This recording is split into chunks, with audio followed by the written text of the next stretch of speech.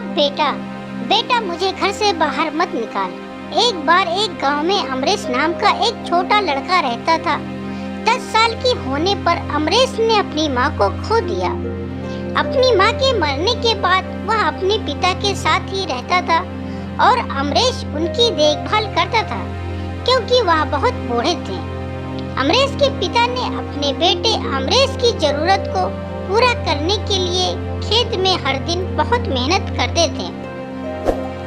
वह अपने बेटे से बहुत प्यार करते थे और अमरीश के पिता की कड़ी मेहनत के कारण सौभाग्य से अमरीश को उच्च अध्ययन के लिए अवसर मिला।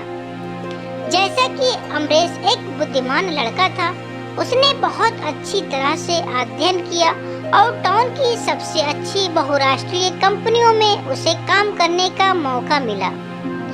बीमारियों के कारण अपने पिता को अपने साथ ले जाना पड़ा।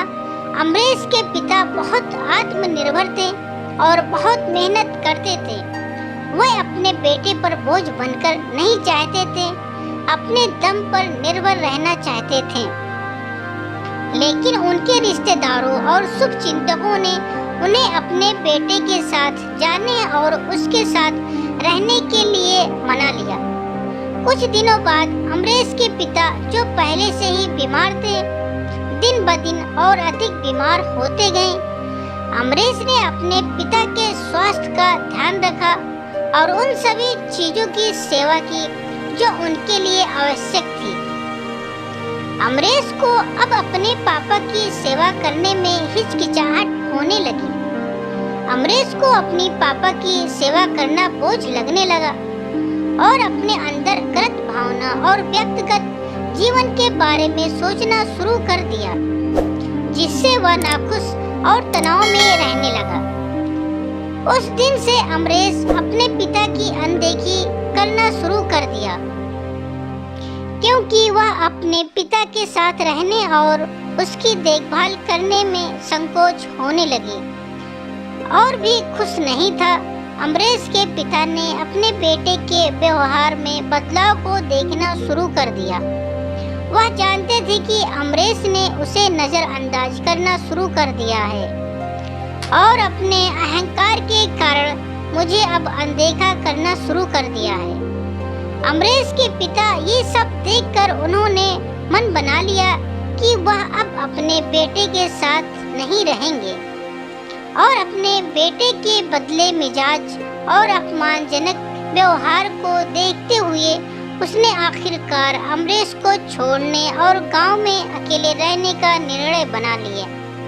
अमरीश के पापा जानते हुए भी उन्होंने अमरीश से अपना फैसला छिपा लिया क्योंकि उन्हें पता था कि इस बात से अमरीश को चोट लग सकती है। इसलिए अमरीश के पिता ने अगली सुबह तक इंतजार करने का फैसला किया और उसे बताया कि वह वहां से जाना चाहता है और अपने गांव में रहना चाहता है।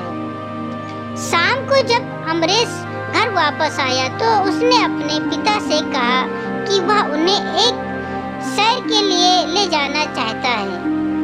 अमरीश के पिता को इतनी खुशी हुई कि वह तुरंत अपने बिस्तर से उठ गया और तैयार हो गया क्योंकि वह अपने बेटे के साथ कुछ गुणवत्ता समय बिताने के लिए बहुत उत्साहित थे।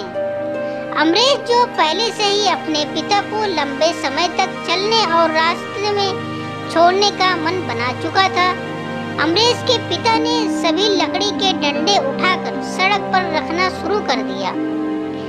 एक गैप छोड़कर सड़क पर एक के बाद एक लाठी रखते गए।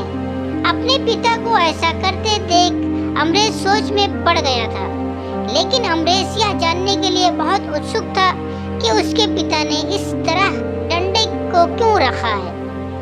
उसके पूछने पर उनके पिता थोड़ा मुस्कुराया और कहा, मेरे प्यारे बेटे, जब तुम बच्चे थे तो मैं भी यही काम करता था ताकि अगर तुम दुर्भाग्यवश रास्ता भूल जाते हैं तो तुम आसानी से इन लकड़ियों की वजह से सही रास्ता पा सकते हैं। और यह भी कहा कि अमरीश, अगर तुम रास्ता भूल जाते हैं तो इस डंडे की मदद से आसानी से रास्ता पा सकते हो। अगर तुम मुझे छोड़ दोगे तो हम अकेले हो जाएंगे, इसलिए मैं नहीं चाहता कि मेरा मेरा बेटा जंगल की सड़क में कहीं खो जाए। तब अमरीश को एहसास हुआ कि उनके पिता सब कुछ जानते हैं। अमरीश ने तब अपने पिता को बहुत कसकर गले लगाया और वे दोनों रोने लगे। अमरीश के पिता को बहुत दुख हुआ क्योंकि वह अपने बेटे को खुद की खुशी के सामने रोते हुए नहीं देख सकते थे। वह अपने बेटे की आंखों से आंसू बहता नहीं देख सकते थे। उसके बाद अमरीश ने एक छोटे बच्चे के रूप में अपने पिता की देखभाल करने का फैसला किया। अमरीश के पिता को अपने बेटे के व्यवहार के लिए वास्तव में खुशी महसूस हुई, जिससे बहुत सुधार आ गया था और अब एक दूसरे के चेहरे पर एक बड़ी मुस्कान आ गई। कभी भी अपने माता पिता को मत छोड़ो, उनके बिना जीवन अधूरा है। और यह मत भूलो कि अपने माता पिता के कारण तुम इस दुनिया में हो। और जब आप जानते हैं कि हमें उनकी आवश्यकता है, हमारे माता पिता हमेशा हमारे लिए होते हैं, चाहे वो अच्छी या बुरी स्थिति हो। वह शब्दों में कठोर हो सकते हैं, लेकिन निश्चित रूप से वह दिल के नरम हो। दोस्तों, हम आशा करते हैं कि आपको ये कहानी सुनकर जरूर अच्छी लगी होगी।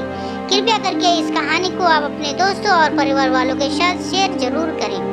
अगर आपको ये कहानी अच्छी लगी हो तो हमारे चैनल को लाइक और सब्सक्राइब जरूर करें और बेल नोटिफिकेशन को ऑल कर दीजिए ताकि अगली कहानी की वीडियो आप तक तुरंत पहुंचे। पूरी कहानी सुनने के लिए आप सबका बहुत बहुत धन्यवाद।